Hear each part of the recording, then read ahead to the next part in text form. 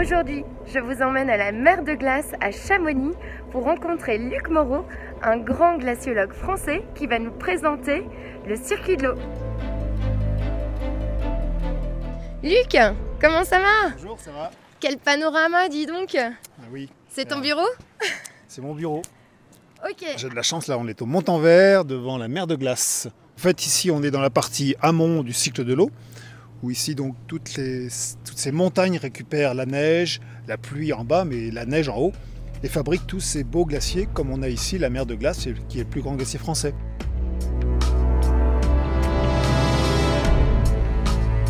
« 12 km de long, 30 km².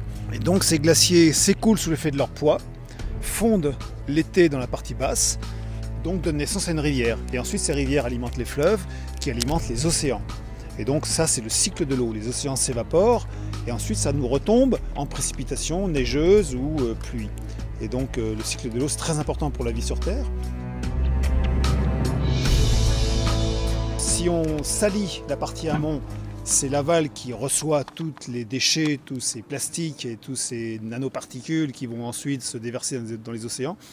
Aujourd'hui, avec la connaissance qu'on a scientifique du climat, de l'atmosphère, on sait aujourd'hui avec les nouvelles connaissances que l'évaporation récupère des nanoparticules de plastique et ça nous retombe dessus en montagne. Et donc c'est important d'agir sur toutes les étapes de ce cycle de l'eau. Pourquoi l'eau est salée, l'eau de la mer?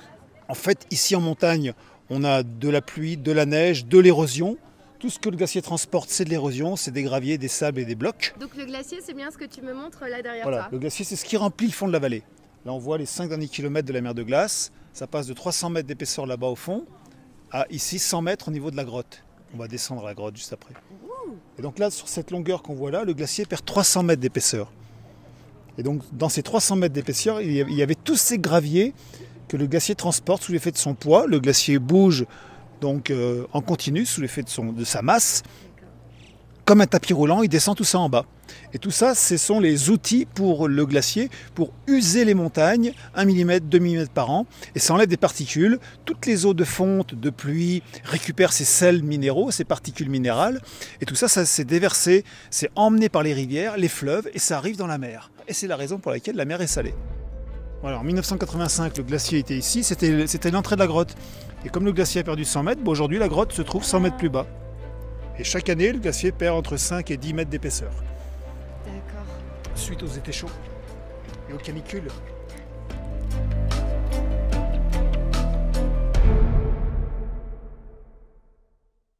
On place des draps sur le glacier au-dessus pour que ça fonde un peu moins et que ça sécurise l'entrée et que ça reste un peu plus longtemps. On voit que le dessus est recouvert de cailloux, mais l'intérieur c'est très pur.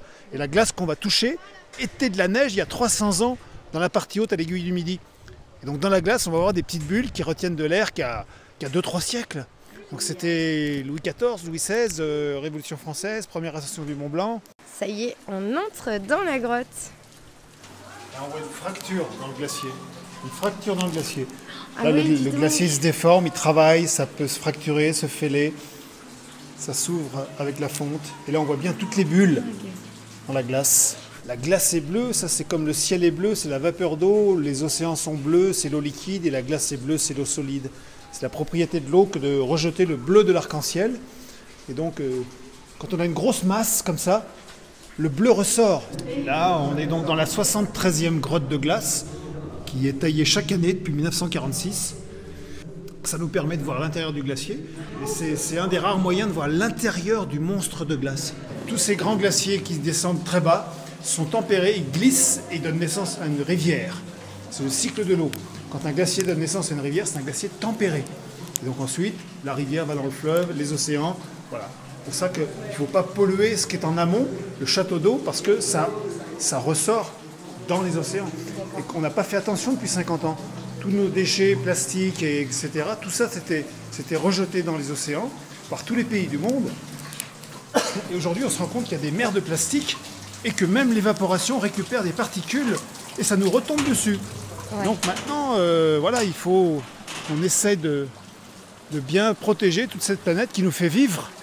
L'air qu'on respire, l'eau qu'on boit, cet environnement-là, on est obligé par nature de le préserver. Si on ne le préserve pas, on se tue nous-mêmes, quoi.